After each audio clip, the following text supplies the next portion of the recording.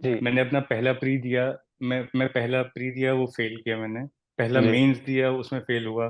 पहला इंटरव्यू दिया, उसमें भी फेल हुआ। 4 साल वहीं पे ग्रेजुएशन करी और उसके बाद 4 साल मैंने जॉब करी फैशन इंडस्ट्री में ही।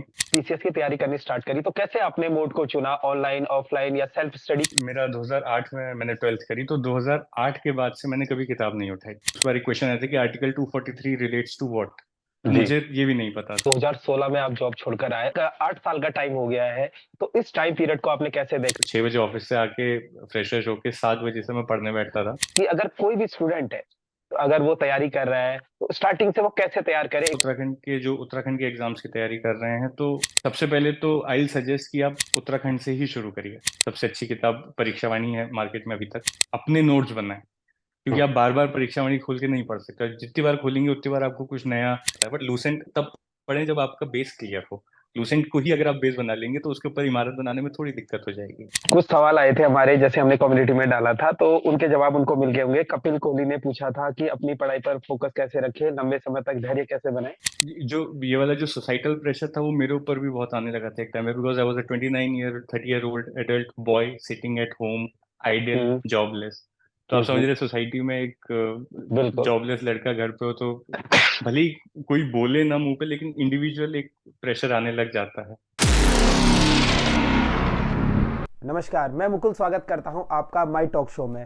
तो माई टॉक शो की टॉपर सीरीज में हाल ही में लोअर पीसीएस उत्तराखंड का रिजल्ट आया है, और इसी रिजल्ट में अपना 12वां स्थान सुनिश्चित करने वाले आशीष जोशी जी आज हमारे साथ जुड़ेंगे। उनके साथ हम जानेंगे कि कैसे उन्होंने तैयारी करी, क्या बुक्स उन्होंने फॉलो करी, क्या स्ट्रेटेजी उनकी रही।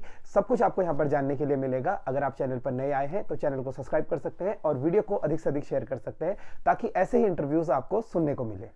नमस्कार मुकुल जी, और नमस्कार सभी व्यूअर्स को। मेरा नाम आशीष जोशी है और मैं सितारगंज उधम सिंह नगर का रहने वाला हूँ। मैंने शुरुआती एजुकेशन अपनी 10th और 12th सितारगंज से ही करी, सीबीएसई मीडियम से, सीबीएसई बोर्ड से। और उसके बाद 12th के इमीडिएटली बाद मैंने निफ्ट का एग्जाम क्रैक किया, National Institute of Fashion Technology. And I cracked it with a good rank, मेरी 42nd रैंक थी, तो I got into one of the best NIFT of India.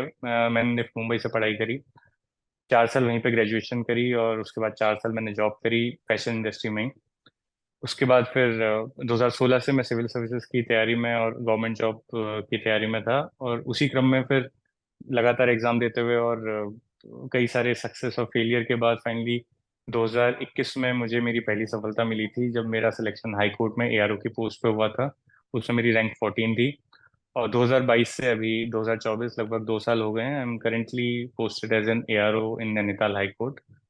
और उसी दौरान मैंने एग्जाम्स देता रहा और अब मेरा सिलेक्शन एनटी के पोस्ट पे हुआ है विद रैंक 12। जी, हम लोग सब कुछ शुरू से जानेंगे, बट मैं ये जानना चाहूँगा, आपने एनआईएफटी जो कि बहुत टफेस्ट एग्ज़ाम है, वो जब आपने क्लियर करा और उसको क्लियर करने के बाद आपको one of the best college Pune मिला, तो आपने ये सिविल सर्विसेज में आने का कैसे सोचा कि मुझे इस तरफ आना चाहिए? क्योंकि उन दोनों फील्ड में ज़मीन-आसमान का अंतर है। जी, ये सवाल बहुत कॉमन रहता है मेरे लिए। और इतना कॉमन है कि अभी जब लोअर पीसीएस का इंटरव्यू था मेरा, उसमें भी मुझसे यही पहला सवाल यही पूछा गया था। जी। तो मेरा बेसिकली, हाँ, हालांकि ये तो है कि फैशन और सिविल सर्विसेज एकदम स्टार्क, दोनों ऑपोजिट ही हैं। But I had to move back to Uttarakhand due to some personal reasons, और जी। I could not shift my family to Mumbai और बेंगलोर, जहाँ पे पूरी फैशन इंडस्ट्री है। जी। मुझे उत्तराखंड वापस आना ही था। और यहाँ पे आके if I had to start another career all together, तो उसमें सिविल सर्विसेज से अच्छा मुझे कुछ नहीं लगा कि यहाँ पे भी जो भी सर्विस ज्वाइन करूँ वो अपने लेवल पे बेस्ट ही हो। तो जी। मुझे, क्योंकि पर्सनल कारण थे, मुझे वापस यहाँ आना था। एंड फिर मैंने सिविल सर्विसेज की लाइन चूज करी। आपने बताया कि आपने फैशन डिज़ाइनिंग करी, तो आपकी ग्रेजुएशन कौन से ईयर में हुई थी? मैं 2013 में ग्रेजुएट हुआ हूँ, 2013 में। तो उसके बाद आपने सिविल सर्विसेज की तैयारी कब से स्टार्ट करी, और तैयारी से पहले आप क्या करते थे? मैं 2013 में जब ग्रेजुएट हुआ, बेसिकली 2012 से ही हमारा ग्रेजुएशन प्रोजेक्ट शुरू हो जाता है। तो मैंने 1 साल मैंने रेमंड्स में जॉब करी, जी। रेमंड्स मैन्युफैक्चरिंग में। उसके बाद इमिडिएटली ग्रेजुएट होते ही मैं एक्सपोर्ट हाउस में लग गया, जहाँ पे सब मैन्युफैक्चरिंग होती है बेसिकली। So I जी। work for many international brands, UK based, Australia based, Portugal based, और एक दो यूएस बेस्ड भी। तो 3 4 साल मैंने फैशन इंडस्ट्री में अच्छा काम किया। ठीक ठाक मेरी नॉलेज और पकड़ बन गई थी। जी। और फिर मैं बेसिकली सिविल सर्विस में शिफ्ट हुआ सन 2016 में, जब उत्तराखंड पीसीएस आया था लास्ट। तो अच्छा, आपने उस वक्त जब फॉर्म आया था। जी। 2016 का आपने पीसीएस दिया। तो जब आपने पीसीएस की तैयारी करनी स्टार्ट करी तो कैसे आपने मोड को चुना, ऑनलाइन, ऑफलाइन या सेल्फ स्टडी, किस तरीके से आपने यहाँ पर तैयारी करना शुरू किया? मुकुल जी, आपको पता ही होगा, हालांकि 2016 बहुत पुरानी बात नहीं है, लेकिन इंडिया में आईटी के सेक्टर में बहुत ही, वैसे देखा जाए तो 2016 बहुत पुराना है। 2016 में ना इतने ऑनलाइन ऑप्शंस होते थे, ना जी ये जो हम और आप जूम पे बात कर रहे हैं, ऐसा कुछ नहीं होता। एक स्काइप हुआ करता था, वो भी ऑफिशियल मीटिंग्स में कभी कभार यूज होता था।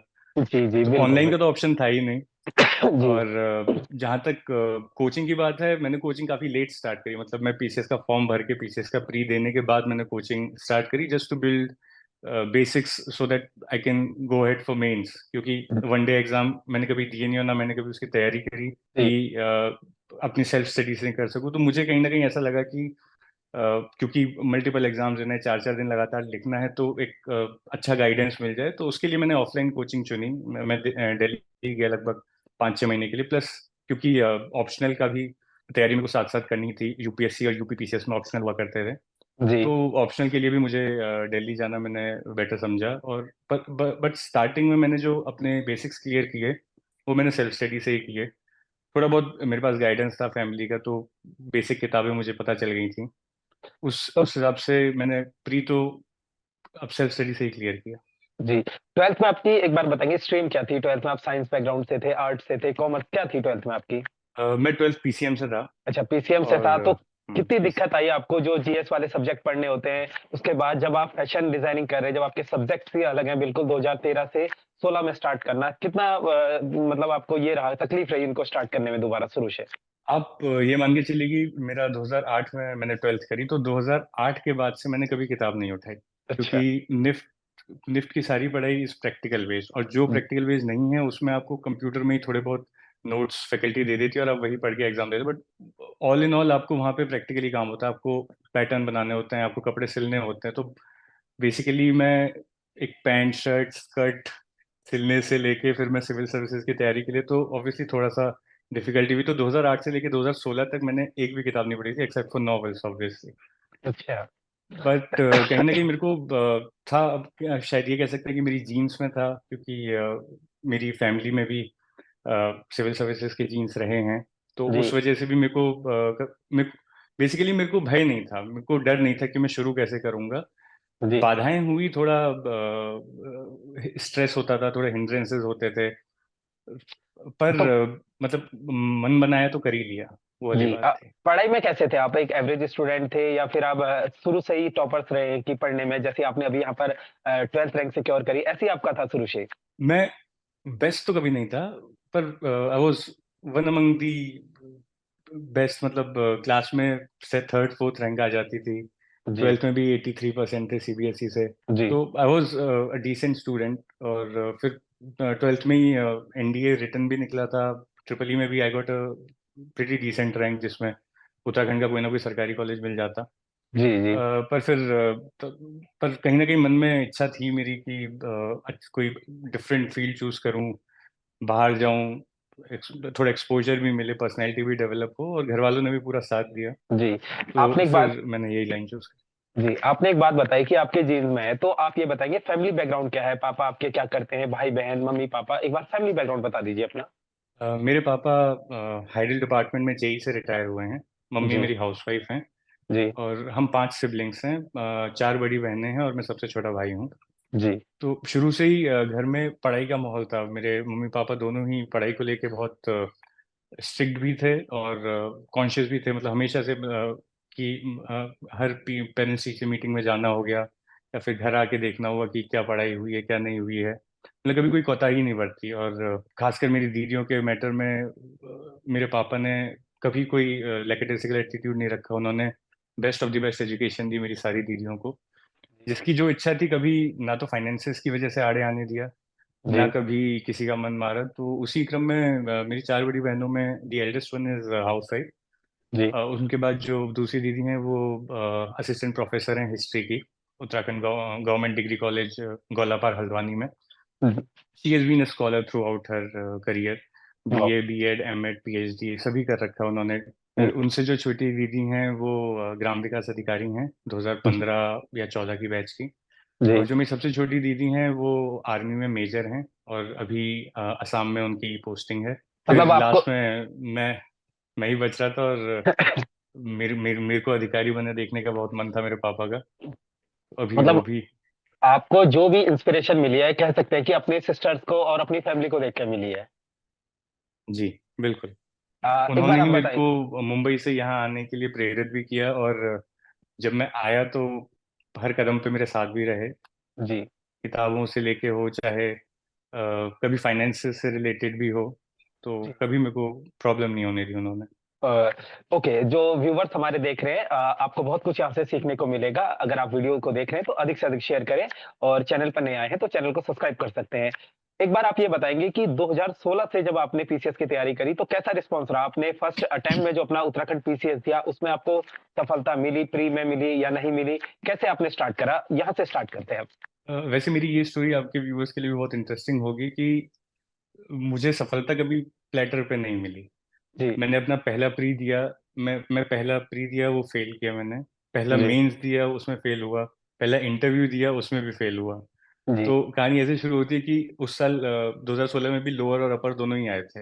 हम्म। तो मैंने लोअर का भी भरा, अपर का भी भरा, और लोअर का exam was in September 2016 I guess. उस समय मैं मुंबई में ही था, पर मैंने हम्म फॉर्म भर दिया था। हम्म। तो उसका एग्जाम देने में यहाँ पे आया था, और महीने 1.5 महीने की मेरी पढ़ाई थी, जस्ट शुरू ही किया था। तो मतलब आप समझिए मेरी पढ़ाई का लेवल इतना बेसिक था कि मुझे उस बार एक क्वेश्चन आया था कि आर्टिकल 243 रिलेट्स टू व्हाट। तो जी। मुझे ये भी नहीं पता था, मेरी पढ़ाई का लेवल उस वक्त वो था। अच्छा। तो उसमें मेरा लोअर, पिछला वाला मेरा लोअर पीसीएस का प्री नहीं निकला था, क्योंकि hmm I was 1 month old in the street.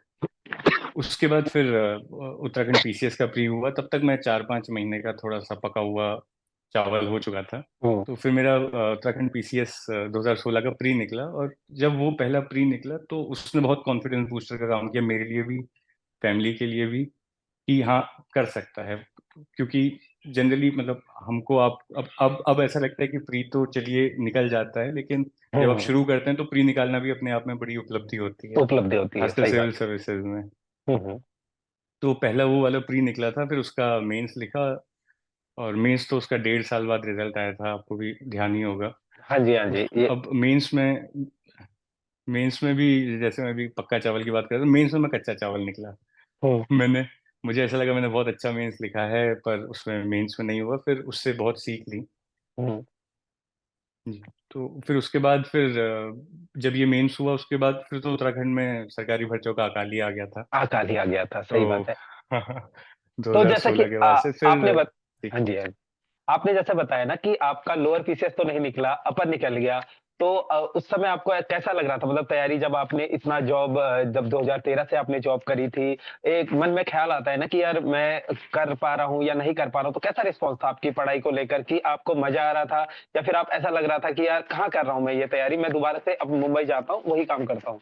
शुरुआत में तो मैं जब मुंबई से आया था, जब मैं बेसिकली कहते हैं, जब मैं सब कुछ छोड़ छाड़ के सिविल सर्विस के लिए आया था, हम्म तो मैं मेंटली अपना मेंटल गेम को मैं स्ट्रांग करके लाया था कि जैसे इंग्लिश में कहते हैं कि आई आई बर्न्ड ऑल द ब्रिजेस। मैं बस जी। निकल गया था, पीछे का सब कुछ मैं छोड़ के आ गया था कि अब तो यही है, हम्म कि अब देखा जाएगा क्या आगे क्या होता है। तो शुरुआत में सफलता मिली, प्री निकला, मेंस भी अच्छा लिखा मैंने। तो जी अच्छा मोटिवेशन मिला, मजा भी आ रहा था, नई नई चीजें सीखने को मिल रही। तो I believe I have a very inquisitive type of personality शुरू से ही, कि कुछ नया पढ़ रहा हूँ, नया सीखने को मिल रहा है, तो I used to enjoy reading it. खासकर जी जब कोई नया बंदा कोई पॉलिटी पढ़ना शुरू करता है, तो फिर जब उसे पता लगता है कि अच्छा ये चीज़ है, मतलब जैसे हम बचपन से कॉन्स्टिट्यूशन सुनते तो आ रहे हैं, जी पर कॉन्स्टिट्यूशन एक्चुअल में कितने मायने रखता है डे टू डे लाइफ में भी। फिर जी जब आप पढ़ते हैं, जब आपको समझ में आता है, जब आप डिफरेंट टाइप्स ऑफ रिट्स पढ़ते हैं, और एक एक चीज़ें कैसे आपकी लाइफ ऑल्टर कर सकती हैं, तो फिर मज़ा आया पढ़ने में, हिस्ट्री पढ़ने में मज़ा आया। हम्म, और फिर जब मैंने ऑप्शनल चूज़ किया, तो ऑप्शनल चूज़ करने के समय मेरे सामने क्वेश्चन था कि व्हाट टू चूज़, क्योंकि मेरे पास ग्रेजुएशन का कोई ऐसा सब्जेक्ट था नहीं जो बेस हो। जी और फिर वही मार्केट जो चलते हैं, नॉर्मल वाले, पवेट हो गया, एंथ्रो हो गया, हम्म। History, geography. तो फिर मैंने थोड़ा सा उसमें इंट्रोस्पेक्शन किया, तो I found my inclination towards geography. जी। मेरे को थोड़ा सा मतलब लैंडस्केप्स में, या फिर मैं आजकल मेरा कभी कभी ऐसा पास टाइम भी होता है कि मैं गूगल मैप्स खोल के बस देखता रहता हूँ, अच्छा ये यहाँ से यहाँ जाता है, ये ऐसा जाता है, ये कनेक्ट होता है, यहाँ पे डैम है, यहाँ पे रिवर है। हम्म। तो उससे मेरे को थोड़ा सा वो हुआ था कि हाँ ज्योग्राफी कर सकते हो। फिर जब मैंने ज्योग्राफी ऑप्शनल की तैयारी शुरू करी, फिर ज्योग्राफी पढ़ने में मजा आने लगा। हम्म। तो शुरुआत में तो मतलब एवरीथिंग वाज ऑल गुड।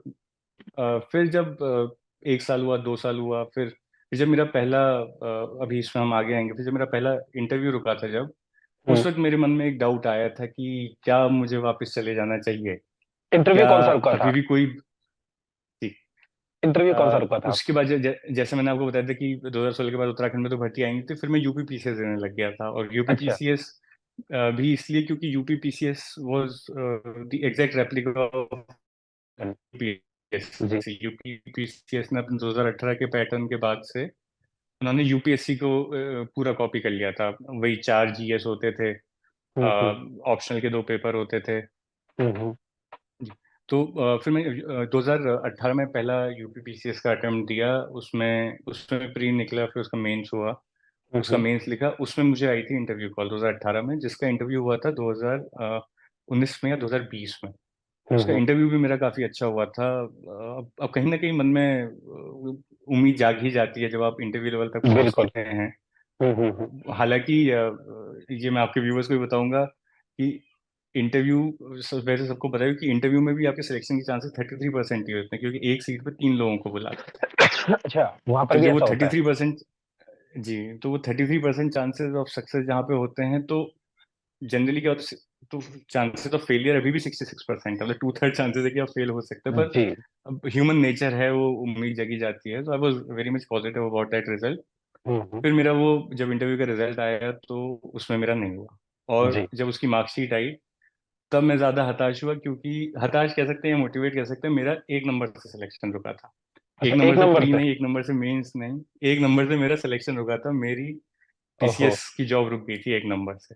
एक नंबर से यूपी उससे, पीसीएस? हाँ, यूपी पीसीएस मेरा रुका था। और उससे पहले ऐसा होता था कि जनरली ऐसे लोगों के मुंह से, रिश्तेदारों के मुंह से सुनते थे कि फलाने का 1 नंबर से रुक गया, 2 नंबर से रुक गया, तो हाँ लगता था हाँ। क्या मजाक कर रहे हैं, क्या मजाक ऐसा कर रहे हैं, बिल्कुल। हाँ हाँ, जब फालतू का अपने फेंक साथ रहे होता है हैं, तो नहीं। ही हमें इस चीज का एहसास होता है।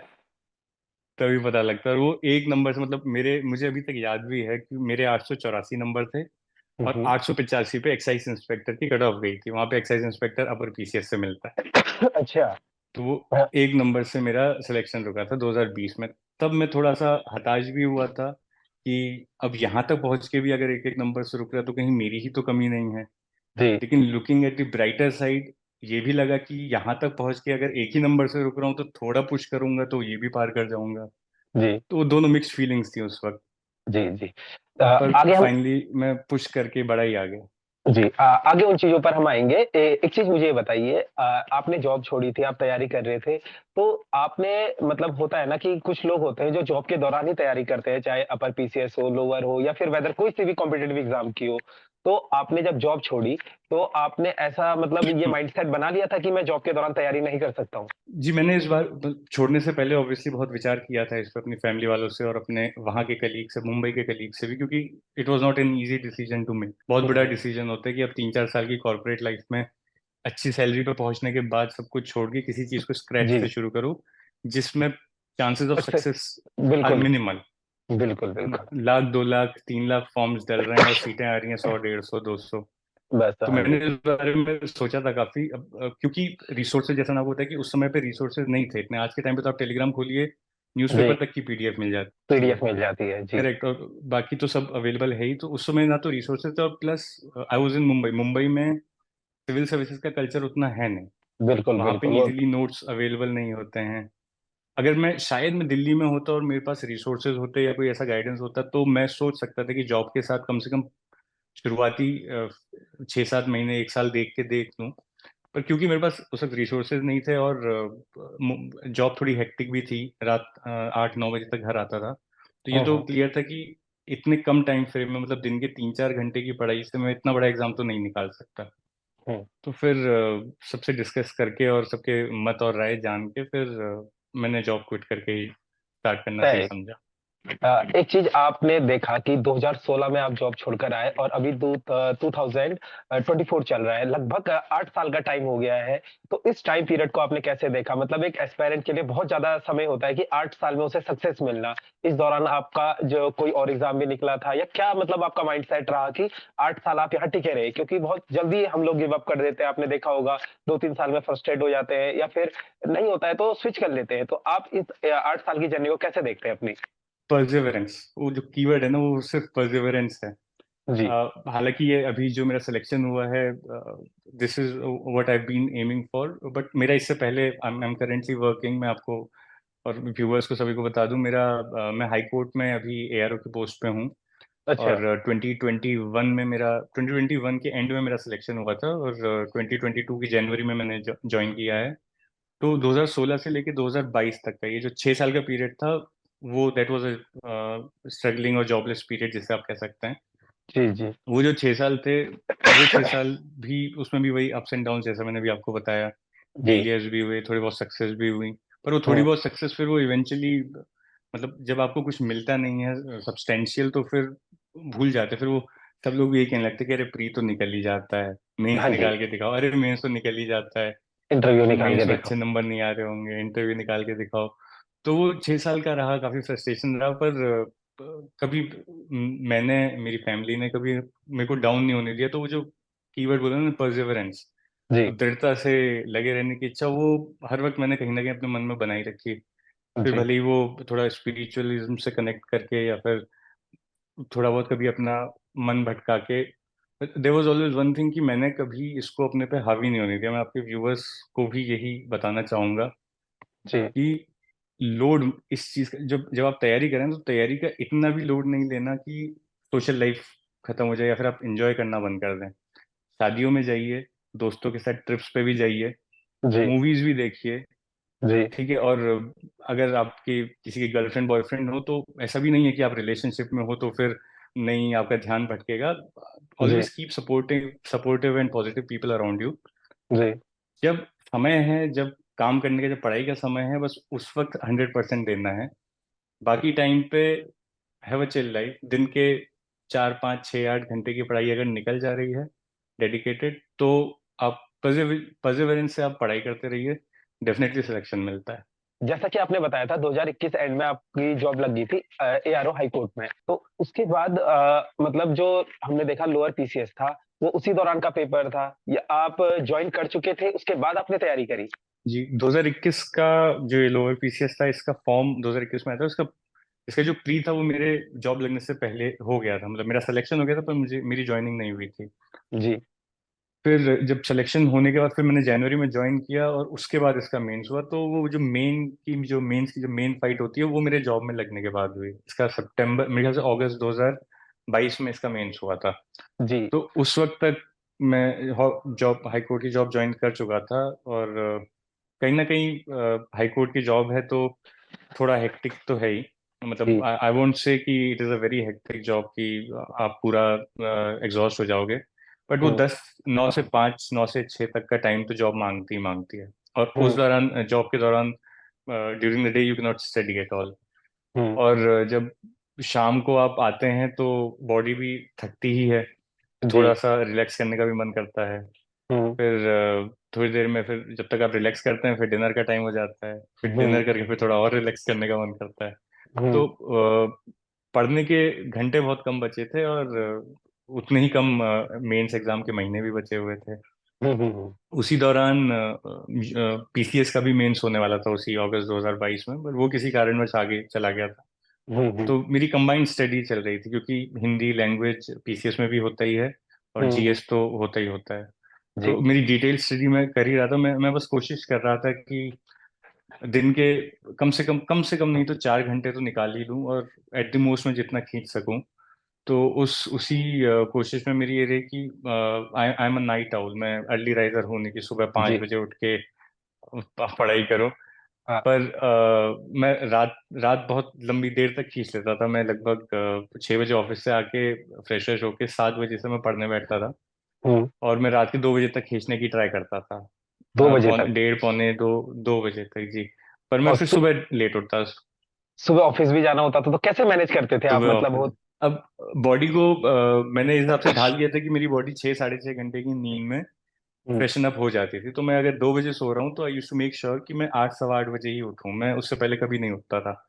अगर मैं 1 बजे सो रहा हूँ तो मैं 7 बजे उठता था, हम्म। 12 बजे सो रहा हूँ तो 6 बजे उठता था। तो जनरली मेरा यही रहता था। बट मुझे क्या लगता है कि अगर आप एक स्ट्रेच में, एक सिटिंग में आप जितना लंबा खींच लो तो वो माइंड रिटेंशन उसका बेटर रहता है।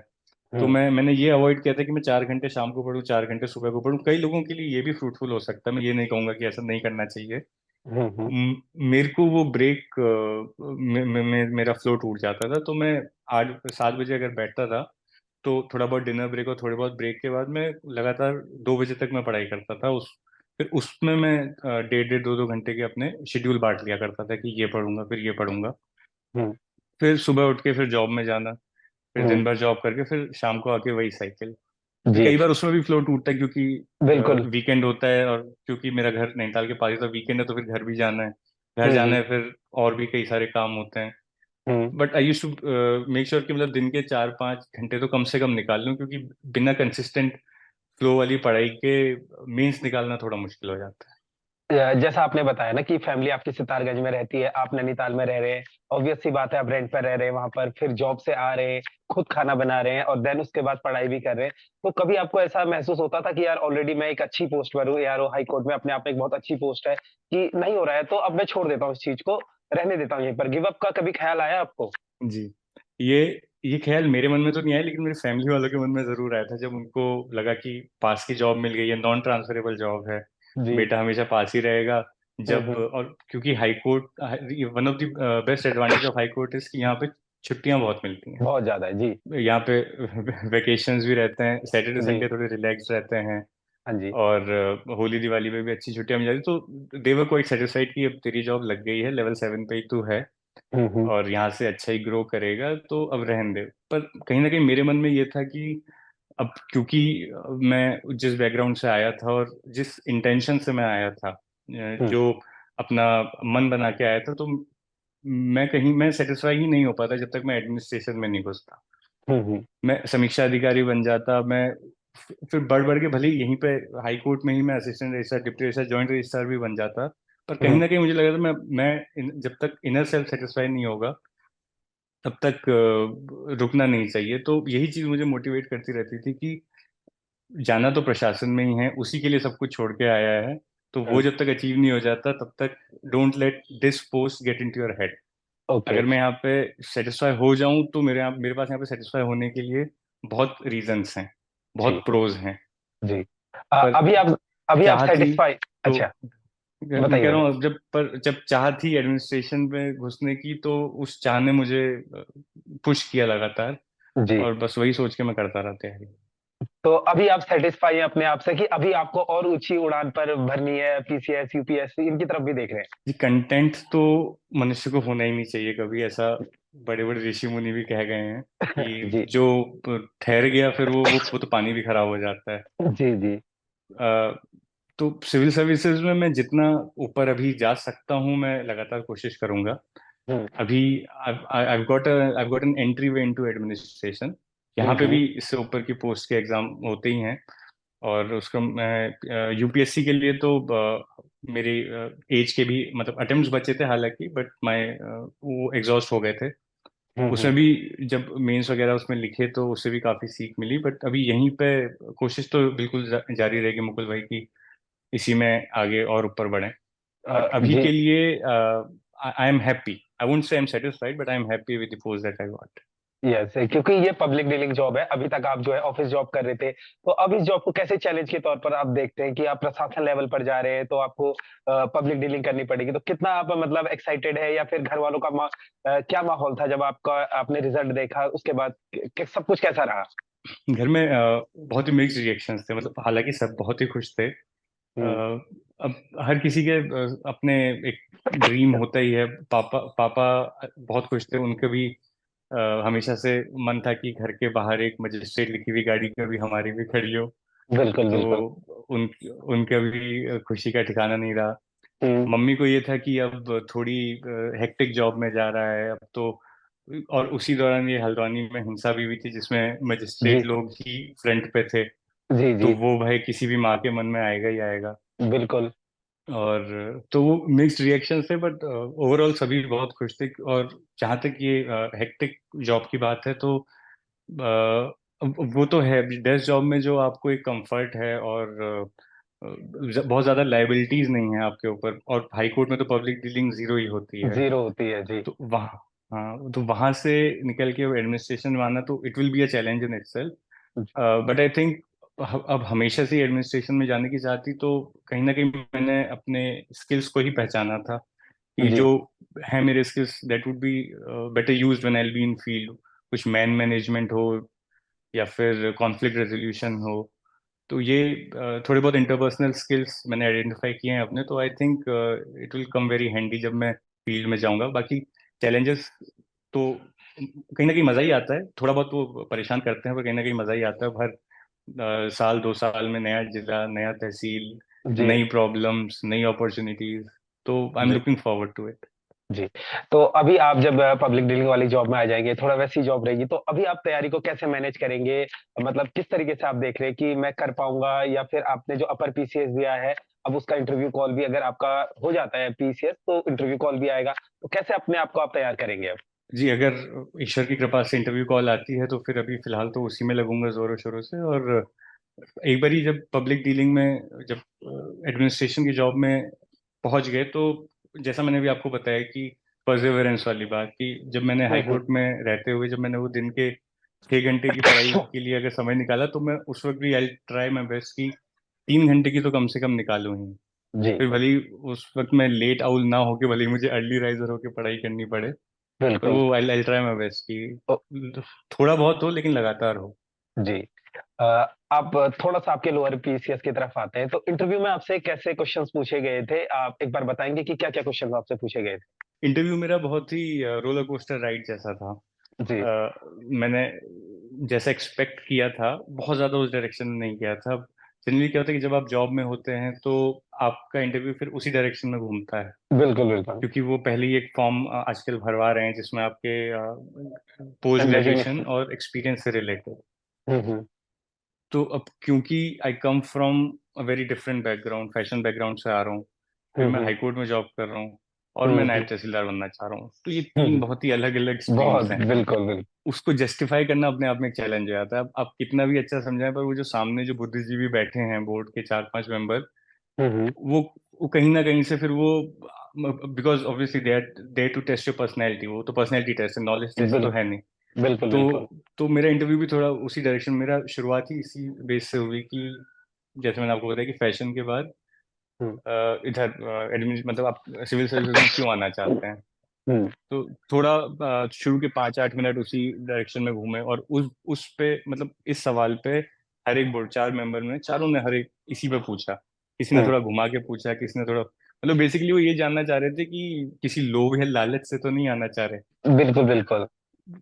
पर अंत में वही बात है कि जब कॉर्पोरेट छोड़ के कोई आ रहा है, तो लोभ लालच में तो नहीं आएगा, क्योंकि वहां नहीं पे अगर आएगा। बढ़ते रहे, तो वहां पे तो और ज्यादा 7 फिगर्स में कमाएंगे। तक पहुंच सकते हैं जी। जी। तो तो थोड़ा कितने मेरा नंबर? उस डायरेक्शन में गया। उसके बाद फिर जब एजुकेशन बैकग्राउंड से निकले, फिर जॉब बैकग्राउंड पे आए। हम्म। फिर यही हुआ कि हाई कोर्ट की जॉब बेटर समझते हैं, जिस जॉब में आ रहे हैं वो बेटर समझ रहे हैं, तो वो भी एक चैलेंजिंग क्वेश्चन हो जाता है, because you cannot comparison. Undermine one job for hmm. Another. आप इसको हम्म। छोटा बता के इसको अच्छा नहीं बता सकते, जी। क्योंकि दोनों जॉब अपने आप में बहुत डिफरेंट है। बहुत और बहुत डिफरेंट। जिस जॉब पे आप बैठे हो, हम्म।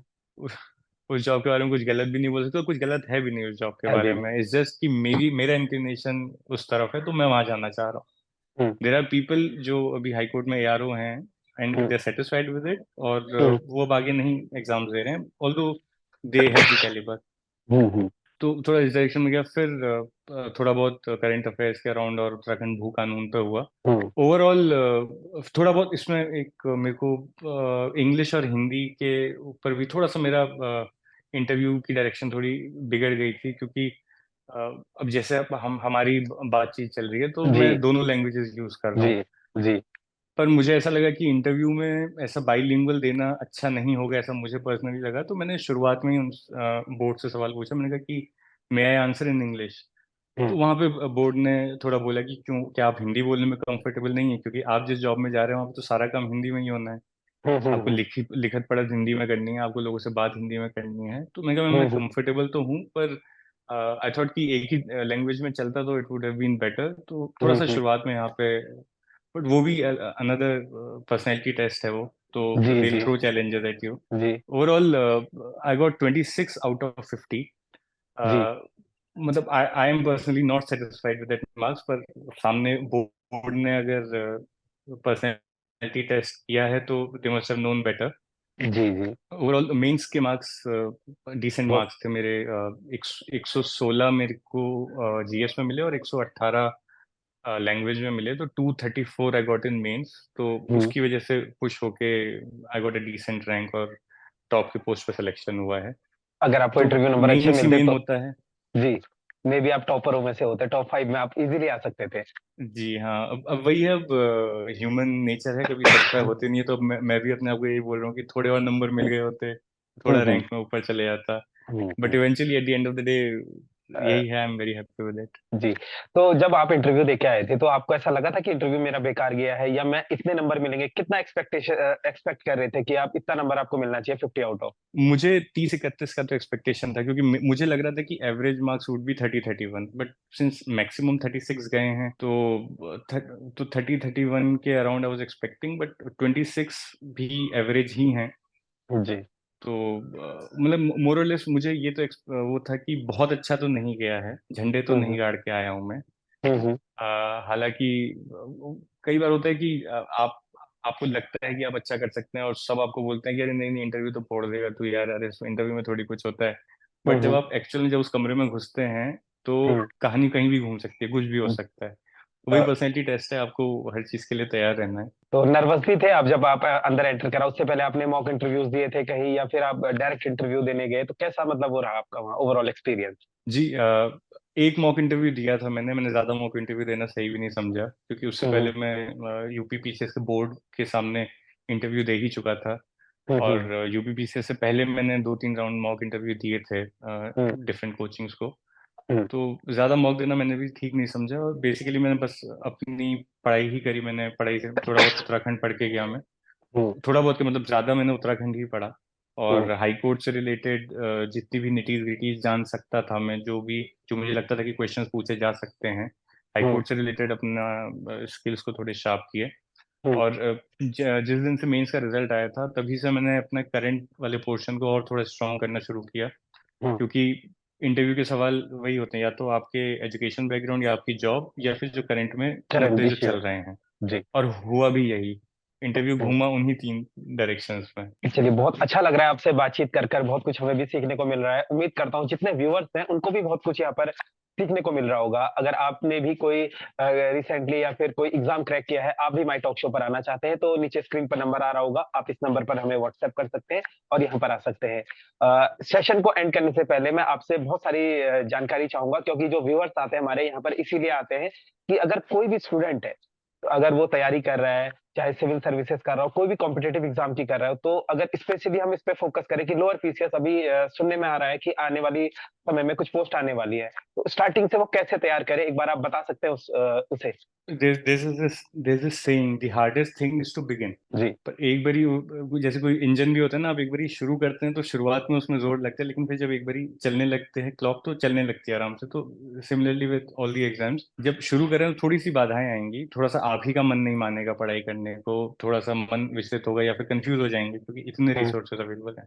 हम्म तो मेरा यही सजेशन रहेगा उत्तराखंड के एग्जाम्स की तैयारी कर रहे हैं, तो सबसे पहले तो आई सजेस्ट कि आप उत्तराखंड से ही शुरू करिए, क्योंकि हम्म हर एग्जाम में उत्तराखंड का वेटेज बहुत ज्यादा है। कोई हम्म भी प्री हो तो 30-40% तक उत्तराखंड के सवाल पूछे जा रहे हैं। मेंस में पूरी पूरी डायनेस्टीज के ऊपर सवाल आ जा रहे हैं, चंद का एडमिनिस्ट्रेशन बताइए, हम्म गोरखाओं के मिलिट्री रूल के बारे में लिखिए। हम्म शुरुआत मैं सजेस्ट करूंगा कि उत्तराखंड से करें। उत्तराखंड की जो सबसे अच्छी किताब परीक्षा वाणी है मार्केट में अभी तक, हम्म परीक्षा वाणी से पढ़ें। हम्म और किसी को कुछ और रिसोर्स से समझ में आता है, जैसे मैंने हिस्ट्री के लिए एक डॉक्टर घनश्याम की हिस्ट्री की किताब है, उत्तराखंड का पुरातत्व इतिहास करके है उसका टाइटल। हम्म। मैंने उसको मेंस के लिए प्रेफर किया था। उसमें मतलब लंबे आंसर्स लिखने का कंटेंट उसमें काफ़ी अच्छा मिल जाता है। उत्तराखंड से शुरू करें, अपने नोट्स बनाएं, क्योंकि आप बार बार परीक्षावणी खोल के नहीं पढ़ सकते। जितनी बार खोलेंगे उतनी बार आपको कुछ नया, नए सिक्के दिख जाएंगे, नई दीवारें कहीं पे बनी है, कहीं पे नई गुफाएं दिख जाएंगी। तो जी। एक बार पढ़िए, 2 से 3 महीने दीजिए, लेकिन अपने नोट्स बना के उत्तराखंड को एक बार कवर कर लीजिए, बेस स्ट्रॉन्ग कर लीजिए। हम्म। फिर हिस्ट्री, फिर एक एक सब्जेक्ट कर, मतलब दिन के दो तीन सब्जेक्ट करके उठाएं। हिस्ट्री हम्म। उठाएं, हिस्ट्री हम्म। को निपटाएं। ज्योग्राफी हो गई, इकोनॉमिक्स हो गए। फिर उत्तराखंड के बाद जब बाकी सब्जेक्ट्स की तैयारी शुरू करें, तो हिस्ट्री ज्योग्राफी वगैरह जब आप शुरू करते हैं, तो अपने हिसाब से, अपने प्रेफरेंस के हिसाब से, जैसे मुझे ज्योग्राफी बहुत पसंद थी तो मैंने सबसे पहले ज्योग्राफी पढ़ना शुरू किया। हम्म। तो जैसे मान लीजिए आप ज्योग्राफी पढ़ते हैं, तो सिंस मैं इंग्लिश मीडियम से आता हूँ, तो मैंने माजिद हुसैन, डॉक्टर सवेंद्र सिंह, क्योंकि मेरा ऑप्शनल था तो मैं थोड़ा डिटेल में भी पढ़ा। इतना जरूरी नहीं है कि हर कोई सवेंद्र सिंह या डी आर खुल्लर पूरी पूरी पढ़े, हम्म। पर बेसिक्स क्लियर करने के लिए माजिद हुसैन, सविंदर सिंह की फिजिकल ज्योग्राफी, और डॉक्टर डी आर खुल्लर की ज्योग्राफी, हम्म। इनसे, इंग्लिश मीडियम वाले, इनकी शायद हिंदी में भी आती होंगी, इनको जरूर पढ़ें, इनसे नोट्स बनाएं। जैसे लैंडस्केप्स वाला पार्ट हो गया, तो लैंडस्केप वाला उसमें अच्छी सी डिटेल में दे रखा है, तो उससे अच्छे पॉइंट्स निकाल लें, क्योंकि कई सारे, जैसे लूसेंट है, हम्म। लूसेंट अपने आप में एक ग्रंथ है। लूसेंट हम्म। पढ़ने में भी बहुत मजा आता है, बट लूसेंट तब पढ़ें जब आपका बेस क्लियर हो। लूसेंट को ही अगर आप बेस बना लेंगे तो उसके ऊपर इमारत बनाने में थोड़ी दिक्कत हो जाएगी। बिल्कुल। अगर आपको अगर आपको 6 6 7 7 दिन के मेंस लिखना है, जैसे पीसीएस में होता है, या फिर कोई भी 3 घंटे का पेपर अगर आपको लिखना है, तो एक बेस अच्छा होना चाहिए। जी। फिर हिस्ट्री में मैंने ज्यादा एक्सपेरिमेंट नहीं किया। हिस्ट्री में मॉडर्न इंडिया के लिए मैंने सिर्फ और सिर्फ स्पेक्ट्रम पढ़ी, एंड जी। Spectrum is a very good book in itself. जी। उसमें उसमें जो थ्योरी है, वो थ्योरी ही अपने आप में आंसर के फॉर्म में मिल जाती है। हम्म।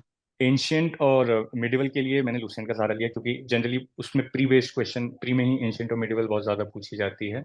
हम्म। थोड़ा बहुत जो मेंस में उत्तराखंड पीसीएस में आता है, थोड़ा बहुत एंशियंट और मिडिवल, तो वो लूसेंट के पोर्शन से कहीं ना कहीं कवर हो जाता है।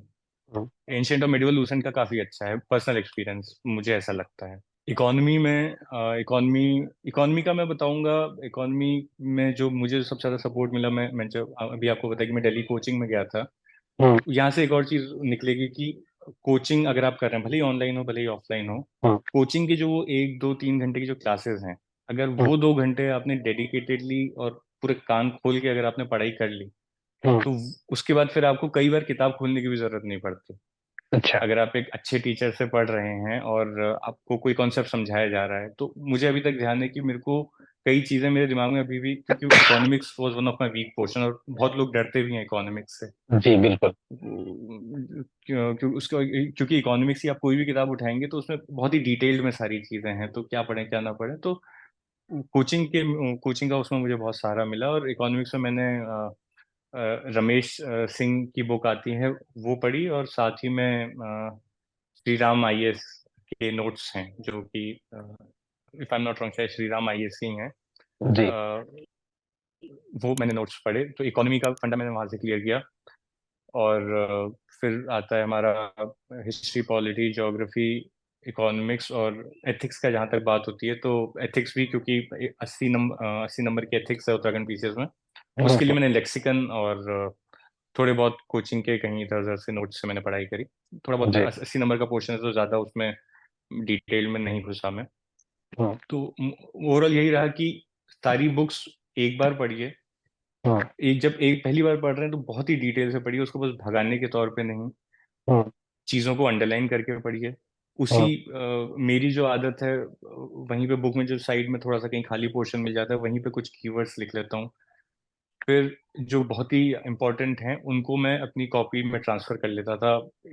मेरा मेरा पर्सनली मेरी इतनी ज़्यादा नोट मेकिंग नहीं थी कि मेरी हर एक सब्जेक्ट की एक एक कॉपी हो। मैं वो बुक पढ़ता था, साइड साइड में नोट्स बनाता था ब्लैंक पेपर, और उन नोट्स को स्टेपल करके फिर उसी बुक के अंदर रख देता था। तो जब भी हम्म। वो चैप्टर में खोलता था, तो मेरे पास एक हैंड आउट नोट्स मुझे मिल जाते थे, जिसमें हम्म। उससे रिलेटेड लेटेस्ट, जैसे मैं जीडीपी पढ़ रहा हूँ, तो मैंने हम्म। जीडीपी से रिलेटेड सारे नोट्स यहाँ बना दिए, और थोड़े बहुत फैक्ट्स भी लिख दिए जो कि करंट चल रहे हैं, जैसे इंडिया की जीडीपी इतने परसेंट से ग्रो कर रही है, या हम्म। एक्सपोर्ट का लेटेस्ट फिगर ये चल रहा है, जी। इंडिया की फॉरेक्स में अभी इतने 900 बिलियन आ गए, इंडिया का जीडीपी है। तो वो लिख के उसी पेज में रख दिया कि जब भी अगली बार खोलूँ वहीं से शुरू करूँ। तो हम्म। ये अपना सकते हैं जितने भी नए कैंडिडेट्स हैं। जी। बस ये है कि शुरुआत थोड़ी थोड़ी कठिन रहती है, घबराना नहीं है, और परसेवरेंस इज द की। जी। इसमें सब कुछ आपने बताया, करंट अफेयर का एक बार बता दीजिए कि उसको कैसे पढ़ते थे आप, क्या रोल रहता है उसका, मतलब किस तरीके से आपने प्रिपेयर की? करंट अफेयर्स बहुत दो प्री और मेन से करंट अफेयर की पढ़ाई में बहुत ज़्यादा फर्क आ जाता है, क्योंकि प्री के हम्म। करंट अफेयर्स पॉइंट बेस्ड आते हैं कि किसको अवार्ड मिला, कौन गेस्ट आया, हम्म। कितने मेडल जीते। आजकल तो ये भी पूछें कि कितने गोल्ड मेडल जीते सही बात रिसेंटली एग्जाम्स है। जी। में। जी। तो उसकी पढ़ाई is a different field all together. Mains में पूरा पूरा देखने की how is India's presidency in G20 beneficial hmm. For the world, hmm. ये भी करंट अफेयर्स है। बट इसमें अच्छा। आपको एक अलग आयाम से लिखना है, एक अलग आयाम से सोच करना है। तो जब मैं सिर्फ प्री के हिसाब से जब मैं नोट्स बनाता हूँ, तो आई गो फॉर पॉइंटर्स, या फिर जैसे कोई मैं मैगजीन ले आया, जनरली मैं दृष्टि की करंट अफेयर्स मैगजीन यूज करता हूँ। एक उस नॉर्मल भाषा में आंख वाली दृष्टि बोलते हैं, हाँ जी। यूपीपीसीएस में बहुत काम आती है, यूपीपीसीएस से जस्ट पहले लॉन्च होती है वो। हम्म। और या फिर यूट्यूब में ही कई सारे देर आर एम्पल सोर्सेज जो डेली बेसिस पे करेंट के नोट्स डालते हैं। तो हम्म। प्री के लिए मैंने अपनी एक नोटबुक बनाई थी जिसमें सारे पॉइंटर्स में मैं इम्पोर्टेंट लिखता रहता था कि हम्म। इसको ये मिला, इसको ये मिला, ये यहाँ गया, ये एक्सरसाइज हो रही है, ये मिसाइल है, हम्म। इसको इवन अवार्ड्स हो गए, ऑस्कर्स हो चाहे बाफ्टा हो चाहे इंडिया के फिल्म फेयर, क्योंकि कुछ भी पूछ लेते हैं वो, कभी फिल्म फेयर का बेस्ट एक्टर भी पूछ लेते हैं, तो उसमें भी कोई सरप्राइज की बात नहीं है। हम्म। और जहाँ तक मेंस के करंट अफेयर की बात है, तो उसकी उसकी कोई, मुझे लगता है उसकी कोई ऐसी डेडिकेटेड पढ़ाई आप कर नहीं सकते जब तक आप डेली बेसिस पे आप खुद ही अवेयर नहीं होंगे कि इंडिया में इंटरनेशनल लेवल पे पॉलिटिकली चाहे स्पोर्ट्स क्या चल रहा है। तो आप याद कर करके वो नहीं लिख सकते। तो सही कहीं ना बात। कहीं हर एक कैंडिडेट को एक अपना एप्टीट्यूड ही बनाना पड़ेगा टू ऑलवेज स्टे अवेयर। उसका उस सब्जेक्ट का नाम ही जनरल अवेयरनेस। यू विल जी। Have to stay aware. आपको न्यूज़पेपर्स पढ़ने होंगे, आपको जो मंथली मैगजीन्स आती हैं वो पढ़नी होंगी, टीवी पे टाइम मिल रहा है तो अच्छे न्यूज़ चैनल देखने होंगे, ये जो डेली बेसिस पे चलते हैं वो वाले नहीं, अच्छे न्यूज़ जी। चैनल जी। हैं काफ़ी अच्छे। जी का beyond for English viewers, beyond में अच्छे सनसेट मुद्दे टीवी। आते हैं इंटरनेशनल। जी, सनसेट जी। टीवी बहुत अच्छा। सनसेट टीवी के तो एक उन्होंने डिबेटिंग। भारत भारत माय भारता करके उन्होंने लॉन्च किया है, जो हाँ जी, हाँ जी, D'Souza, I am forgetting his name. वो भी बहुत हम्म। अच्छे टॉपिक्स सिलेक्ट करते हैं। फे हाँ जी। डिसूजा नाम है उनका शायद, आई एम कंफ्यूजिंग। हाँ जी। तो जी। अच्छे चैनल्स देखिए, अच्छे न्यूज़ पढ़िए। फ्रंट पेज पे कुछ नहीं समझ में आ रहा है तो अंदर फलाने ने इतने इसको मारा, ये एक्सीडेंट हुआ, वो सारे पन्ने निकालिए। जी। कचरा नहीं भरना है यहाँ पे, जी। जी सीधा बिल्कुल। मेन मुद्दे पे। एडिटोरियल में आए, एडिटोरियल में कई बार बहुत ही अच्छे एडिटोरियल आते हैं। जैसे आजकल फार्मर प्रोटेस्ट चल रहा है, तो मैं आए हम्म। दिन देख रहा हूँ कि एमएसपी से रिलेटेड बहुत अच्छे टॉपिक्स आ रहे हैं कि एमएसपी की, और उसमें क्योंकि अब वो ऑपेड होता है तो ओपिनियन बेस्ड कई सारे रहते हैं कि क्या एमएसपी की गारंटी देना सही है, क्या हम्म। नहीं है। क्योंकि कहीं हम्म। ना कहीं सवाल यहीं से घूम फिर के पूछे। जब G20 चल रहा था तो G20 से रिलेटेड बहुत अच्छे आर्टिकल्स आ रहे थे। तो हम्म। डेली बेसिस में एक हैबिट को वैसे इनकलकेट करने से ही, खुद अपने अंदर अवेयरनेस आने से ही, फिर आप वो क्वेश्चंस के आंसर कर पाएंगे। हम्म। चलिए, मुझे मतलब ऐसा मुझे लग रहा है कि जितने भी व्यूअर्स देख रहे होंगे उन लोगों के आज सारे डाउट्स क्लियर हो गए होंगे। कोई भी स्टूडेंट या जो भी एस्पायरेंट है वो ये वीडियो देख रहा होगा तो उसको ऐसा लग रहा होगा कि अब मैं भी कर सकता हूँ। इतने इजी वे में आपने समझाया, चाहे अपनी पढ़ाई से रिलेटेड हो या फिर आपने चैलेंज को लेकर हो। अंत में मैं आपसे पूछना चाहूंगा कि जब कोई एस्पायरेंट तैयारी करता है तो वो जॉब मतलब, क्योंकि सबकी कंडीशन सेम नहीं होती है, जैसा आपने बताया आप एक वेल फैमिली बैकग्राउंड से हैं, लेकिन सब एक जैसे नहीं होते हैं। तो उनके साथ जो प्रेशर है वो कैसे टैकल करें, चाहे रिलेटिव प्रेशर हो या फिर अपनी फाइनेंशियल प्रेशर हो, तो कैसे उस चीज को टैकल करें और अपना सिलेक्शन लें? जो ये वाला जो सोसाइटल प्रेशर था वो मेरे ऊपर भी बहुत आने लगा था एक टाइम में, because I was a 30 year old adult boy sitting at home, ideal, hmm. Jobless. तो आप समझ हम्म। रहे सोसाइटी में एक बिल्कुल। जॉबलेस लड़का घर पे हो तो भले ही कोई बोले ना मुंह पे, लेकिन इंडिविजुअल एक प्रेशर आने लग जाता है। हम्म। और यस, जैसा आपने कहा कि by by the grace of God financial कभी मेरे को प्रॉब्लम नहीं रही, ना घर से ना सिबलिंग्स की वजह से। But hmm. Majority of student candidates मैंने देखे हैं उनको हो जाती प्रॉब्लम। और क्योंकि कई सारे खर्चे होते हैं। आप कहीं एग्जाम देने के लिए, अगर कोई पिथौरागढ़ का लड़का एक एग्जाम देने के लिए हरिद्वार अगर उसको बुला रहे हैं, तो हम्म। 3-4 हजार 5 हजार रुपए का खर्चा कहीं नहीं गया।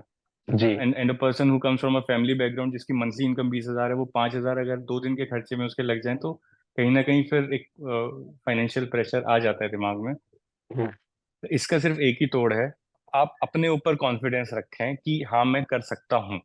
जी। और कहीं ना कहीं छोटे छोटे अगर आप रिजल्ट निकालते रहें, छोटे छोटे, कभी कोई प्री दे दिया, प्री हम्म। निकला, या हम्म। फिर जितने भी ग्रुप सी के एग्जाम्स आते हैं, मान लीजिए नहीं भी सिलेक्शन होता है पर आप एक अच्छे, मान लीजिए 70 कट ऑफ गई और आप 63, 64, 62, 65 भी ला रहे हैं, तो कहीं ना कहीं आप इस चीज को एज अ पॉजिटिव साइन लेके अपना मोटिवेशन नहीं छोड़िए। जी, खुद आप भी राइट ट्रैक मोटिवेट पर है। होइए, अपनी फैमिली वालों को भी मोटिवेट करिए हम्म। कि हाँ कि मैं सही डायरेक्शन में जा रहा हूँ, बस थोड़ा समय और, बस थोड़ा समय और।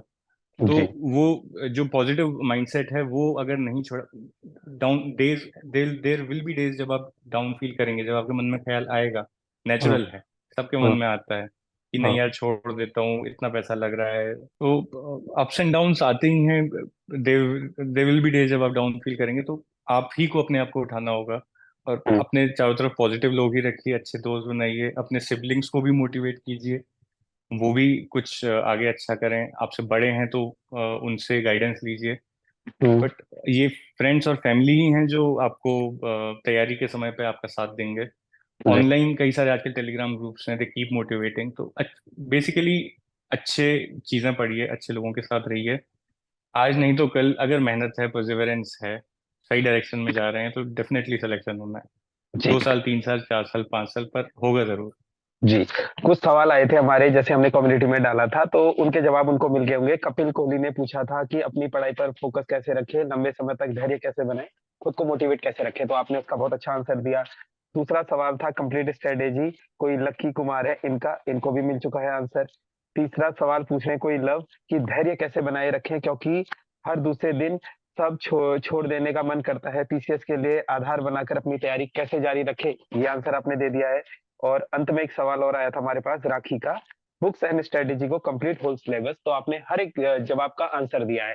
इसी तरीके से जितने व्यूवर्स देख रहे हैं, आप लोगों के भी कोई भी क्वेश्चन रहते हैं तो आप नीचे कम्युनिटी बॉक्स में हमसे पूछ सकते हैं, आपको सभी आंसर आपके मिल जाएंगे। तो बहुत अच्छा लगा आशीष जी आपसे बात कर उम्मीद करता हूँ आपका अपर पीसीएस भी क्लियर हो, फिर से मैं एक और सेशन करें आपके साथ। बहुत बहुत धन्यवाद आपका माई टॉक शो पर आने के लिए। जी बहुत बहुत धन्यवाद पूज्य।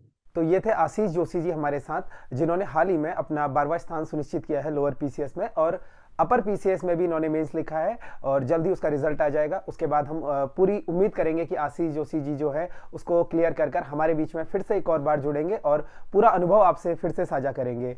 अगर आप में से भी कोई लोग आना चाहते हैं माई टॉक शो पर, तो हमारे नंबर्स जो है चैनल्स पर दिए गए हैं और नीचे स्क्रीन पर भी नंबर आ रहा होगा।